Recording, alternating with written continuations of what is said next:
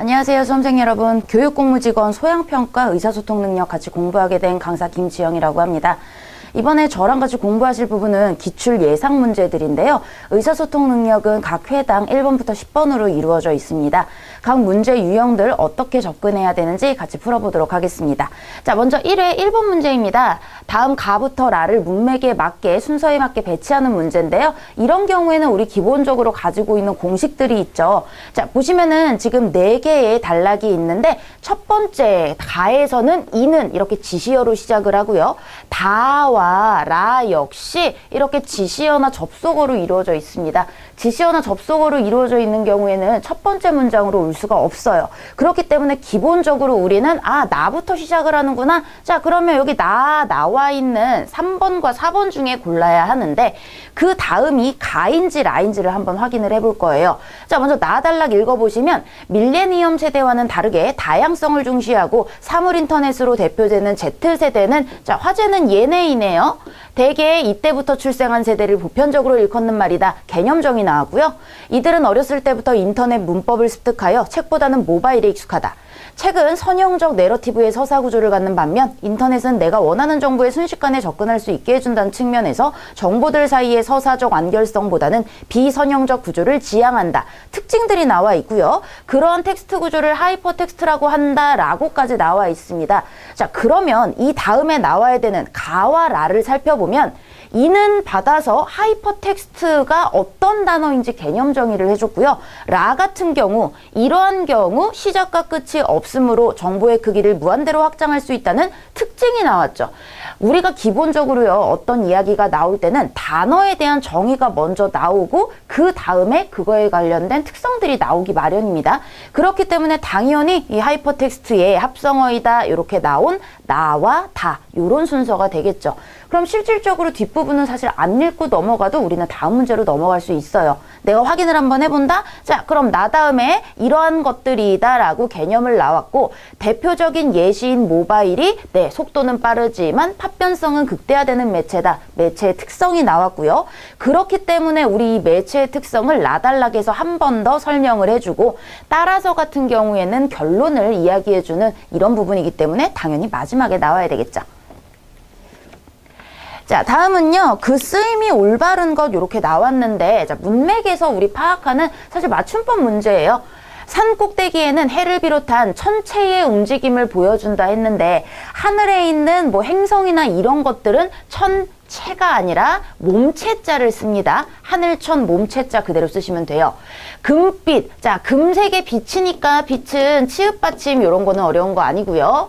자, 산기슭이 나왔는데 자, 기슭이라고 하는 것은 리을 기역 받침 산기슭이라고 쓰고요. 자, 마지막 묘사돼 있다. 묘사돼 있다. 자, 보시면요. 묘사라고 하는 단어에 되다의 어미 어가 활용이 돼서 사실은 묘사되어예요.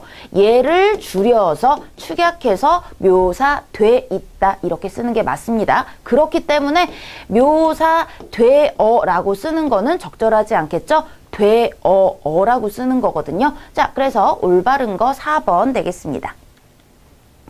자, 이번에도 문법이에요. 띄어쓰기가 잘못된 거 나오는데 제일 많이 나오는 것들이 기본적으로 의존명사랑 조사 구분하는 거예요. 여기서도 보시면은 거의 의존명사랑 조사 구별했는지 그거 확인하고 있거든요. 여름 날씨 치고 선선하다 라고 나와 있는데 자, 이 치고 뭐뭐라고 치다라는 건데요. 보통 우리가 조사랑 어미 이런 것들은 붙여 쓰죠. 조사나 어미가 나오는 경우엔 앞말과 붙여 쓰고 그 다음에 의존명사 요걸 제일 헷갈리는데 의존명사는 명사 취급을 하기 때문에 띄어 쓰셔야 돼요. 여기에서 치고라고 하는 거는 이거 예외적으로 라고 하는 보조사거든요. 그렇기 때문에 붙여 써야 합니다. 사실 이 조사랑 의존명사는 모양이 똑같은 게 있는데 구별하기 쉬운 게 있어요. 95% 이상은 조사 앞에는 체언이 나옵니다. 체언, 명대수죠. 명사, 대명사, 수사가 나오기 때문에 자, 여기도 날씨라고 하는 명사 뒤에 치고 그러면은 아, 명대수 뒤에, 체언 뒤에 나오기 때문에 얘는 조사구나 하고 붙여 쓰는 거 맞다라고 볼 수 있고요. 두 번째, 공부는 하면 할수록 더 어렵다. 자, 이 수 같은 경우에 되게 애매해요. 사실 우리가 할 수 있다라고 할 때 이 수는요, 의존명사거든요.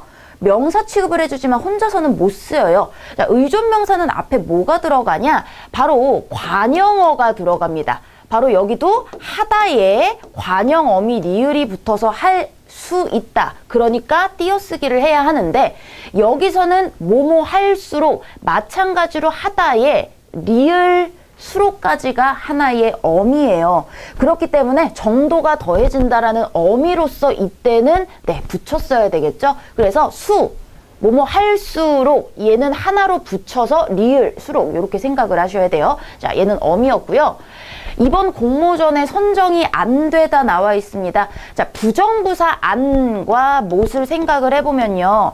기본적으로 이름이 부정부사예요. 우리 구품사 중에서 조사를 제외한 나머지 품사는 다 띄어쓰기를 해주는 거거든요. 그래서 안 띄고 되다, 못 띄고 되다 이렇게 써줘야 되기 때문에 안 되다 부정부사 띄어쓰기 제대로 했고요. 얼굴이 많이 안 됐구나. 자, 이거 같은 경우에는요. 안 되다, 사람이 못 되다, 표정이 안 좋다라고 하는 하나의 단어입니다. 되지 않았다라는 뜻의 부정부사가 아니라 안 되다가 하나의 뜻이었고 거기에 어시 붙어서 자, 줄임 표현을 쓴 거겠죠. 그래서 이때는 안 되다, 애가 못 됐어 이런 경우에는 안 되다, 못 되다 붙여 쓰는 하나의 단어라고 생각을 해두시면 되겠습니다. 자, 이번에는 발음이 적절하지 않은 거 나와 있는데 보통 우리 겹받침 나올 경우에는 하나만 남기고 그죠? 발음이 되죠. 원래 리을, 비읍은요. 리을이 보통 남는 게 대표음으로 남는 게 맞지만 예외적인 경우가 있습니다. 그게 바로 밥다에 해당이 되는데요. 자, 이거는 외워주셔야 돼요. 예외적인 거. 자, 밥다에 지가 붙었어요. 그드브 뒤에 그드브스즈 나오면 끄뜨브스즈 된소리 규칙까지 나와서 밥지가 되는 게 네, 맞습니다. 그리고 예외적인 게 이제 넙죽하다, 넙둥굴다 이런 경우에만 리을, 비읍이 비읍 대표음으로 소리나는 예외적인 경우니까 이런 것들은 외워주셔야 되겠고요. 모처럼 맑게 개었다. 자, 얘도 한번 볼게요. 기본적으로 리을 기억은 닭 생각하시면 돼요. 막이거든요. 그래서 기억 다음에 그드브스즈 나오면은 아, 된소리 규칙 막다 요렇게 하는 게 맞습니다. 그런데 여기서는 뒤에 어미가 기억으로 시작이 돼요. 그럼 생각을 해보세요. 막개라고 한다면 이왕이면 두 개의 이 발음을 정확히 온전히 해주는 게 좋지만 우리는 발음의 편의성을 위해서 둘 중에 하나만 남기는 거거든요. 그렇기 때문에 이왕이면 뒤에 기억이 남는 경우에는 기억이 두 번 겹치는 것보다 앞에 리을을 남겨주고 맑게 이렇게 해주는 게 더 효율적이다, 정확한 뜻을 알 수 있게 해준다라는 의미에서 네, 뒤에 기억이 나오는 경우에만 대표음 리을이 남는 그런 예외에 해당하는 부분이었고요. 자, 달치, 히읗이 보이면 바로 체크를 하시고 뒤에 이렇게 거센 소리 축약을 해주면 되겠습니다. 자, 마찬가지예요. 아까 리을, 비읍, 대표음 원래 기본형 리을이라고 말씀을 드렸죠. 그래서 네, 여기 1번 적절하지 않은 거 고르고 넘어가도록 하겠습니다. 자, 이번에는 땡땡 교통공사에서 다음과 같이 시민들에게 4호선 탐방학습 등을 제공하고 있다. 자료에 대한 설명으로 자, 적절한 거, 맞는 거 찾아야 되는데요. 우선 이런 키워드들 나와 있는 거 항목별로 나와 있으니까 쓱 살펴보는 거예요. 자, 패키지, 이런 패키지가 있습니다. 운영 기준에 대상, 일자, 개방 시간, 안내 순서 있고요. 코스도 두 가지로 있대요. 자, 그러면 맞는 걸 고르는 거니까 우리 어떤 항목으로 가야 되는지 살펴볼게요. 유치원생이 탐방학습 패키지에 참여하기 위해서는 청소년 이상의 보호자가 필요하다. 자, 그럼 이거 같은 경우에는 뭐 단체라든지 뭐 대상 이런 거에 해당이 될 텐데 여기서도 어린이 및 청소년들이 이러이러한 것들을 하는 코스에 초대합니다 나왔고, 그 다음에 대상 같은 경우에도 20인 단체만 확인을 했지 어린이들, 유치원생들은 청소년 이상의 보호자가 필요하다라는 얘기는 안 나왔거든요. 그래서 이거 가지고는 알 수가 없어요. 매주 월요일은 임진왜란 역사관이 휴강하므로 이용할 수 없다. 자, 여기 일자 보시면 화요일부터 금요일 그리고 공휴일과 지정휴일은 제외돼 있다고 나왔어요. 그럼 월요일날 안 하는 건 맞습니다만 임진왜란 역사관이 휴관하기 때문이라는 건 사실 알 수가 없죠. 그렇기 때문에 우리 맞는 걸 골라야 한다면 우리 생각은 전혀 들어가면 안 되고 이 자료 안에서 확인할 수 있는 것만 보셔야 돼요. 자, 3번 개방 시간은 오전 10시부터 7시간으로 1회 탐방에는 1시간 30분이 소요가 된대요. 시간은 여기 있습니다만 여기 A 코스, B 코스에 1시간 반이 걸린다라는 얘기는 어디에도 없죠. 15인의 청소년으로 구성된 단체는 단체 승차권을 구매할 수 없다. 자, 단체와 관련된 거 여기 20인 이상 단체가 운영 기준이라고 이야기했죠. 그렇기 때문에 15명은 네, 기준 미달이에요. 그래서 설명 적절한 거 4번 고르고 넘어가도록 하겠습니다. 자, 이번엔 밑줄 친 단어의 뜻이 다르게 쓰인 거입니다. 의사라고 나와 있는데요. 내 동생은 의사 표현이 확실하다. 자, 이거 같은 경우에는 자기의 생각을 표현하는 겁니다. 의견, 생각 이런 뜻인데 자, 2번 같은 경우에는 말 그대로 직업을 나타내는 의사예요. 둘 중에 하나가 답이겠죠. 그 국회의원은 국민의 의사, 국민의 뜻, 의견을 무시했다. 이기 때문에 직업을 나타낸 2번이 아니겠네요. 싸울 생각이 없으면 얼른 물러나라. 이런 동의어는 조금 쉽게 나왔고요. 자, 이번에는 이 끝말잇기 재밌는 문제이기는 한데 내가 이 뜻을 보고 바로 단어를 확인을 하실 수가 있어야 돼요. 그래서 요거 같은 경우에도 우리가 조금 쉽게 풀이를 해본다라고 한다면 아래 보기를 먼저 보시면 첫 글자가 법자네? 그러면 얘는 무조건 법으로 끝나는 것들을 생각을 하셔야 돼요. 사실은 굳이 필요는 없으나 왜냐면 다 첫 글자가 법이니까 법을 어긴다라는 거는 위법이 되는 거죠. 자, 그럼 이제 뒤에 병을 잘 낫게 한다. 그러면 정자로 병을 낫게 한다? 잘 생각이 안 나요.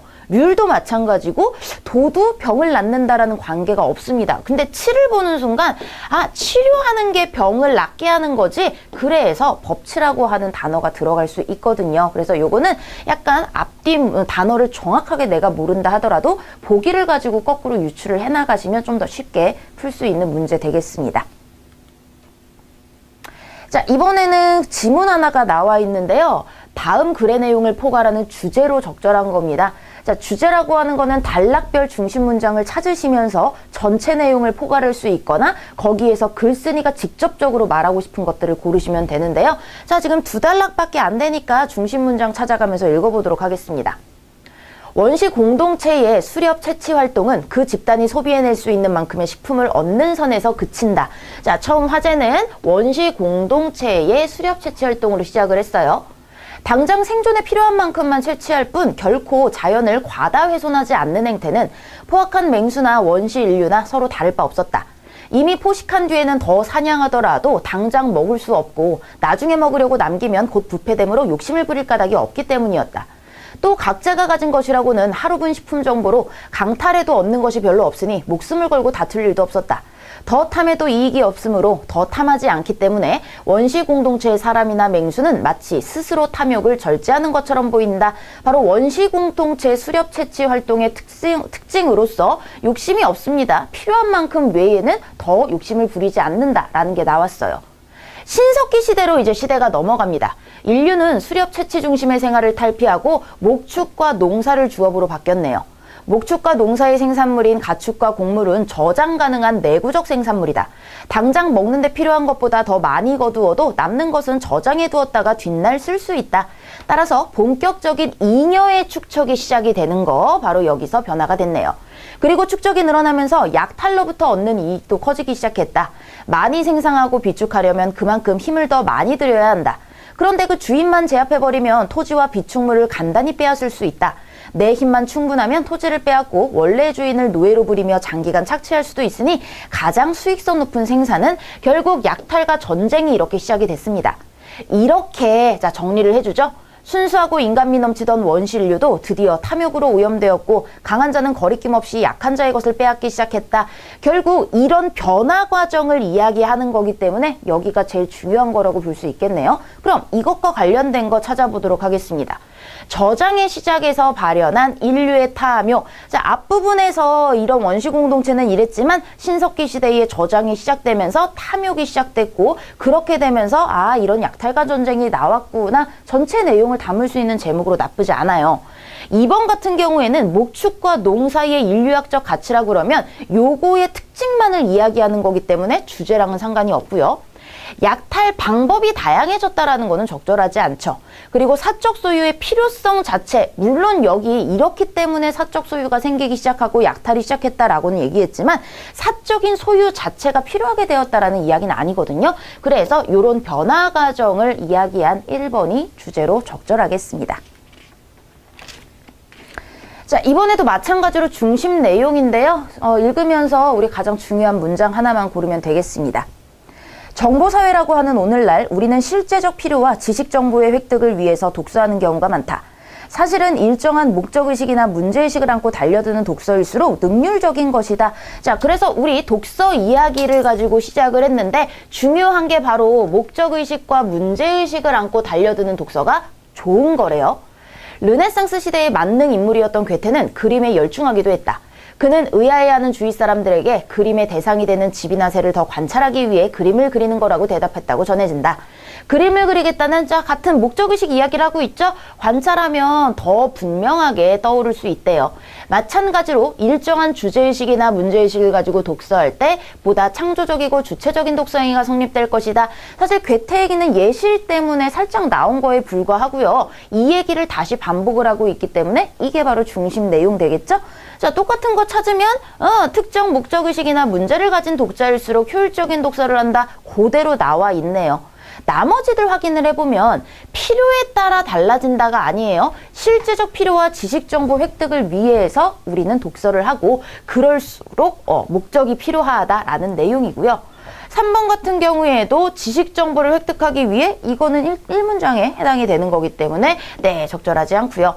그림 이야기는 괴테 이야기에서 살짝 예시적으로 추가한 거기 때문에요. 얘는 보조적 문장일 뿐입니다.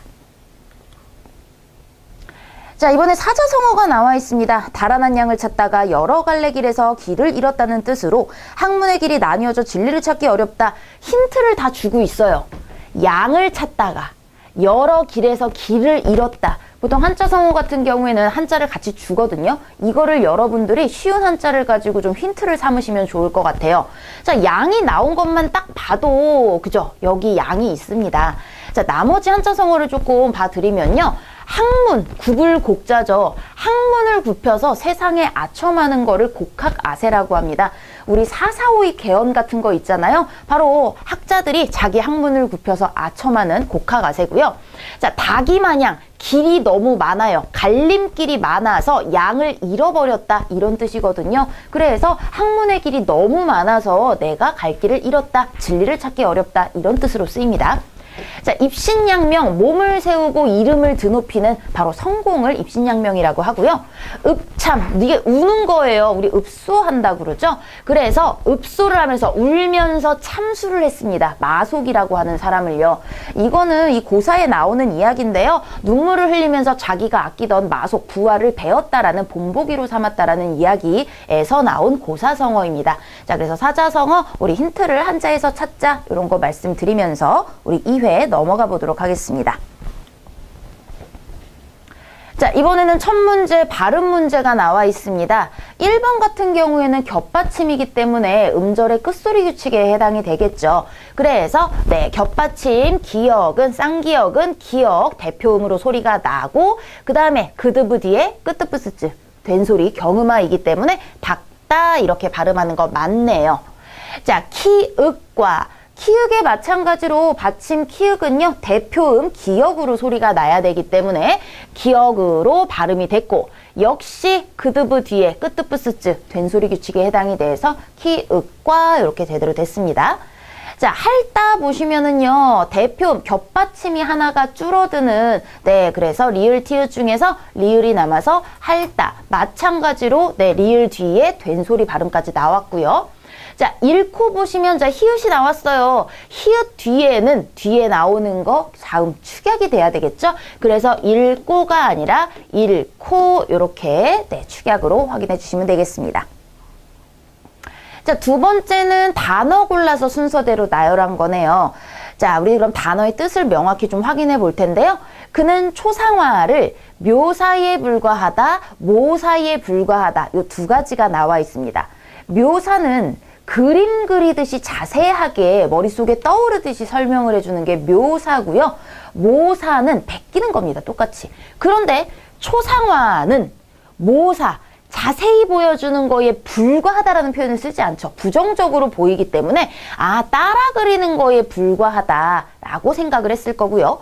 개미에 대한 묘사가 정확했다. 그렇기 때문에 개미에 대해서 정확하게 자세하게 머리에 떠오르듯이 설명을 해준 거예요. 자세한 내용은 사무실 밖에 게시된 안내문을 참고와 참조가 있습니다. 참고는 말 그대로 참고거리, 도움이 될 만한 재료, 도움이 된다 이런 게 바로 참고고요. 참조가 바로 참고로 비교 대조해본다 라는 의미이기 때문에 안내문을 가지고 네가 확인을 해봐라, 비교 대조해보십시오 이런 참조가 들어가야 되겠고요. 너한테 도움이 될지 모르겠지만 그래서 도움이 되는 거리들 참고가 되겠습니다. 자, 이렇게 나와 있는 거 순서대로 4번 고르면 되겠네요. 자, 이번에는 외래어 표기법에 따른 표기로 옳지 않은 것입니다. 사실 외래어 표기법은요, 그네들의 발음에 따라서 우리가 발음을 하는 거거든요. 그렇기 때문에 얘네의 발음 기호들을 살펴보는 게 사실 명확합니다. 우리가 잘못 쓰고 있는 외래어 표기법들이 너무나 많기 때문에 이런 헷갈리기 쉬운 것들을 한번 보시면 좋을 것 같아요. 자, 밸런타인데이와 발렌타인데이 우리 이야기를 하는데요. 사실 밸런타인데이의 이 발음 기호를 그대로 해보면요. 이거, 얘는 우리 발음으로 에 발음이 나는 에. 그래서 밸런타인 데이 이렇게 쓰는 거거든요. 그래서 이 발음에 따라서 밸런타인데이가 맞는 표현입니다. 자, 다음에 여기 콜라보레이션이라고 나와 있는데, 자, 얘도 발음 기호를 따지면요. 이 발음입니다. 얘는요, 발음으로 나기 때문에 사실 콜라보레이션이 아니라 컬래버레이션. 레도요, 우리 요 발음으로 컬래버레이션. 네, 레이션. 요 발음대로 가야 되거든요. 그래서 컬래버레이션. 요렇게 쓰는 게 맞는 표현입니다. 자, 스테레오는 발음 기호랑 다를 바가 없습니다. 그 다음에 앙상블 같은 경우에, 자, 얘도 발음 기호를 쓰면은, 자, 여기 요거는, 장음 표시예요. 네. 이 n이 약간 하는 발음에 그 발음이 나는 거죠. 마찬가지로 불. 앙상블. 여기 약간 M으로 이렇게 표기가 되더라고요. 앙상블. 근데 우리가 이게 쓰는 이 발음에 따라서 그냥 앙상블이라고 대표적으로 씁니다. 자, 그래서 콜라보레이션 같은 경우는 우리가 잘못 쓰는 경우 많기 때문에 이 기회에 한번 알아두시면 좋을 것 같아요. 자, 이번에는 두 문제가 연결이 되어 있습니다. 자, 이런 경우에는요, 문제를 먼저 쓱 보세요. 문맥에 따라 배열하는 게 하나 있고요. 내용일치 문제가 있습니다. 사실 내용일치 문제는 가장 꼼꼼하게 읽어봐야 되는 문제거든요. 그렇기 때문에 전체 맥락을 파악한 다음에 꼼꼼하게 읽는 게 좋겠죠. 그래서 우리 대충대충 읽어서 풀 수 있는 문맥 얘기부터 한번 해보도록 할게요. 가, 나, 라가 첫 번째 단락에 있기 때문에 우리 먼저 올 수 있는 것들을 한번 생각을 해보죠. 만약으로 나왔고요. 정글에서 악어에게 다리를 물렸다면 어떻게 해야 될까? 악어의 법칙이라고 부른다. 개념과 그 개념을 이야기하기 위해서 흥미있는 이야기 소재를 시작을 했습니다. 자, 나를 보시면 포기를 한다는 것은 반대로 또 어떤 것을 얻기 위한 길이기도 하다. 이러면서 인생 이야기로 넘어갔거든요. 의미 부여를 한 거겠죠? 보통 의미 부여는 어떤 이야기가 전개가 되고 나서 그거를 강조하면서 내가 인생 이야기로 펼쳐 나갈 때 아마 그렇게 쓰여야 될 거예요. 다 같은 경우에는 처음에 올 수 없는 접속어가 있기 때문에 보기에서도 빠졌고요. 라에서는 악어의 법칙을 일상생활에 대입해 보면이라고 나와 있습니다. 그러면 이미 앞부분에서 악어의 법칙이 무슨 뜻인지 나왔다라는 뜻이에요. 결국 라가 처음에 올 수는 없는 거겠죠. 가장 좋은 거 바로 가에서 이야기를 시작을 하고 악어의 법칙 이야기가 나온 다음에 이 악어의 법칙을 일상생활에 정리를 한 1번이 적절하겠네요. 자, 그리하여 가라 다음에 다. 그죠? 그래서 마지막에 이런 것이 인생이다 의미 부여를 한, 열심히 읽지 않아도 사실 앞뒷 문장만 가지고도 이런 단락배열 문제는 쉽게 풀 수가 있습니다. 자, 그러면 우리 이 내용에서 적절하지 않은 거래요. 바로 여기 쓱 읽어봤더니 만약에 길지 않으면은 쭉 읽어보는 거예요. 포기할 줄 아는 마음, 이런 것들이 빛을 발한다. 하지만 포기를 모르고 더 큰 고통을 피하지 못하는 경우가 많다. 포기한다고 끝나는 게 아니다. 포기를 한다는 건 또 다른 것을 얻기 위한 길이고 더 많은 것을 얻게 될 수 있는 게 바로 인생이다라고 포기의 가치에 대해서 설명을 해주고 있습니다. 자, 그러면 1번 보세요. 욕심이 과하면 망한다는 말처럼 제때 포기하지 않으면 더 큰 손해를 볼 수도 있다. 바로 포기의 미덕, 포기의 가치에 대해 설명하고 있기 때문에 1번 괜찮아요. 2번 악어의 법칙은 한쪽 다리를 잃더라도 일단 살아서 다른 길을 모색하는 게 더 현명하다. 바로 가에서 나온 설명 내용이었고요. 불가능한 것을 포기하지 못한다면 스스로 고통을 주고 결국 스트레스로 작용할 것이다. 이것도 포기 자체에 더 큰 고통을 얻게 된다라는 내용에 적합하고요. 포기를 그렇다고 많이 하라라는 이야기는 아니겠죠. 그래서 틀린 내용 4번이 되겠습니다. 자, 이번에는 중심 내용으로 적절한 걸 고르면 되겠네요. 자, 그럼 이 한 단락 한번 읽어보도록 하겠습니다. 문학작품은 실로 한 나라의 언어 운명을 좌우하는 힘을 가지고 있다. 바로 문학의 힘입니다. 언어 운명을 좌우하는 힘. 왜냐하면 문학작품은 그 예술적 매력으로 하여 대중에게 다가가고 지상에 고착됨으로써 큰 전파력을 발휘하기 때문이다. 이렇게 볼 때 문학작품을 산출하는 작가야말로 매우 존귀한 위치에 있으며 동시에 국가나 민족에 대하여 스스로 준엄하게 책임을 물어야 하는 존재라고 할 수 있다. 사실 수백 번의 논의를 하고 수백 가지 방책을 세우는 것보다 한 사람의 위대한 문학가가 그 언어를 더 훌륭하게 한다. 그러므로 이 작품을 만드는 작가 이야기로 넘어갔습니다. 괴테를 예로 들었네요. 그래서 사실 예시단락은 그렇게 중요하지 않기 때문에 바쁠 때는 가볍게 넘어가도 되는 거예요.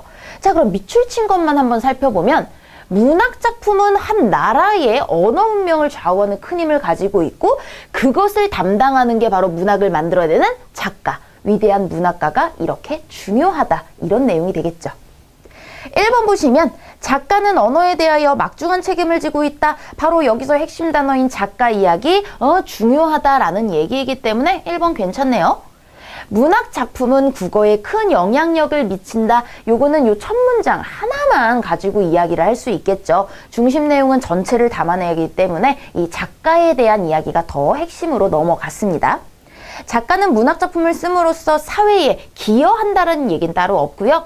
언어가 작품에 영향을 끼친다가 아니라 바로 문학 작품을 산출하는 작가가 문학을 만드니까 이 문학이 나라의 운명을 좌우하는 힘을 가지고 있다. 이런 인과관계가 되겠네요. 자, 이번엔 글에 대한 옳지 않은 것입니다. 딱 순수하게 내용일치 문제로만 이루어져 있어요. 이런 내용일치 같은 경우에는요. 저 같은 경우에는 예를 읽고 다시 푸는 것보다 내가 시간 축약을 한다고 하면은 1번부터 4번의 키워드를 먼저 체크를 하고 그 다음에 본문으로 넘어가면 운이 좋게 앞부분에서 먼저 틀린 것들을 고르고 쉽게 다음 문제로 넘어갈 수 있고요. 그리고 내가 이런 얘기는 나왔는데 안 나왔는데 미리 알고 있기 때문에 이 단락은 관계없는 단락이구나 하고 공중공중 건너뛰어서 스킵하며 읽을 수가 있거든요. 자, 그럼 우리 한번 그런 식으로 풀어보도록 할게요. 사람들은 문화에 따라 같은 대상을 다르게 표현한다. 자, 문화에 따른 다른 표현. 프랑스, 라틴의 영향을 받았다. 다른 나라 사람들은 이 앳 표시를 골뱅이라고 부르는데 동의한다. 핀란드에선 고양이 꼬리로 부른다. 자, 요 정도의 단어에 체크를 해주시고 이제 읽어보겠습니다. 프랑스 얘기로 시작합니다. 프랑스와 이탈리아 사람들은 이 앳을 달팽이라고 부른다. 역시 이 두 나라 사람들은 라틴계 문화의 뿌리도 같고 디자인 강국답게 보는 눈도 비슷하다. 자, 프랑스 라틴계 얘기 같이 나왔습니다. 바로 이번의 내용 여기 있네요. 그런데 독일 사람들은 그것을 원숭이 꼬리라고 부른다. 그리고 동유럽 폴란드나 루마니아 사람들은 꼬리를 달지 않고 그냥 작은 원숭이라고 부른다. 자, 그래서 사람들마다 지금 이 앳 표시를 다르게 표현하는구나. 전체적으로 지금 1번의 이야기를 담고 있죠. 자, 그것이 바로 이상한 것은 북유럽의 핀란드로 가면 고양이 꼬리로 바뀌고요. 4번의 내용. 러시아로 가면 원숭이와 앙숙인 개로 둔갑한다는 사실이다. 아시아는 아시아대로 중국 사람들은 쥐에 노자를 붙여 라오수, 라오스하오. 일본은 쓰나미의 원조인 태풍의 나라답게 나루토라고 한다. 혹은 늘 하는 버릇처럼 엔마크라고도 한다. 파리의 아드로그 부서가 아니라 30여 개의 사용자 중에서 엔마크와 가장 가까운 이름은 우리나라의 골뱅이인 것 같다. 자, 얘는요 지금 우리 이 작자의 추측입니다. 골뱅이 위에 단면을 찍은 사진을 보여주면 모양이나 크기까지 어느 나라 사람든지 무릎을 칠 것이 분명하다. 역시 추측이죠. 그런데 동의한다라고 나왔기 때문에 얘는 적절하지 않기 때문에 3번이 틀렸구나. 하지만 우리는요.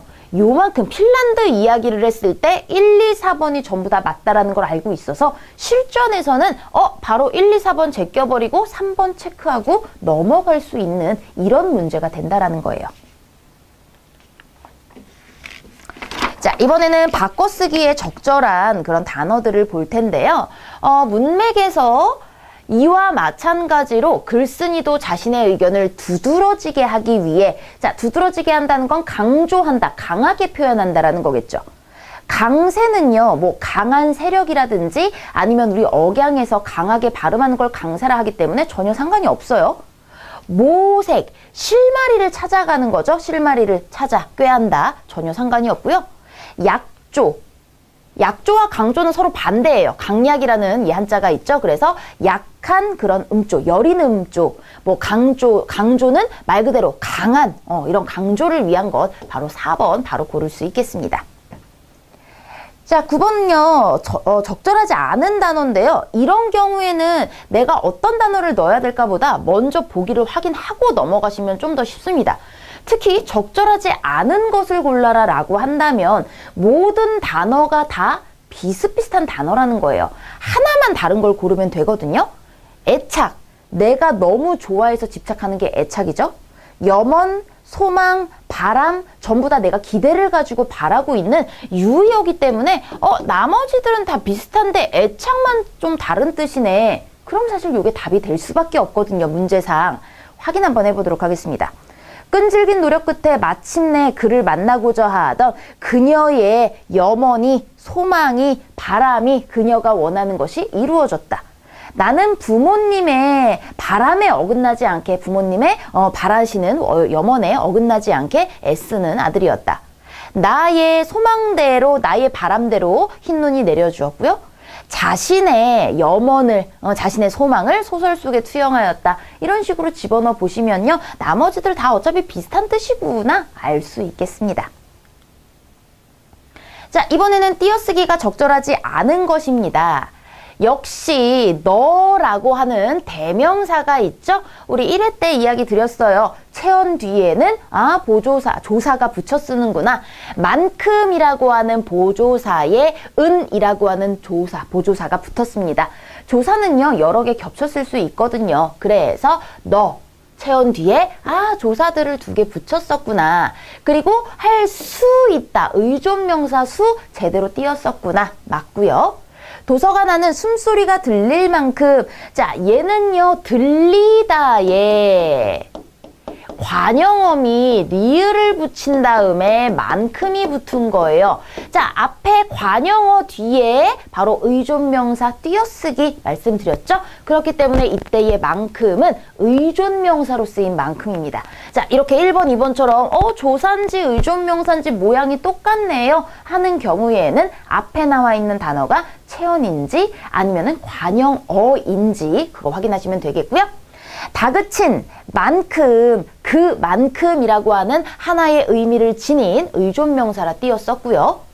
얼굴을 들 수 없을 만큼 마찬가지로 전부 다 관용어미 붙인 의존명사입니다. 자, 그래서 2번이 틀렸구나 확인하고 넘어가도록 하겠습니다.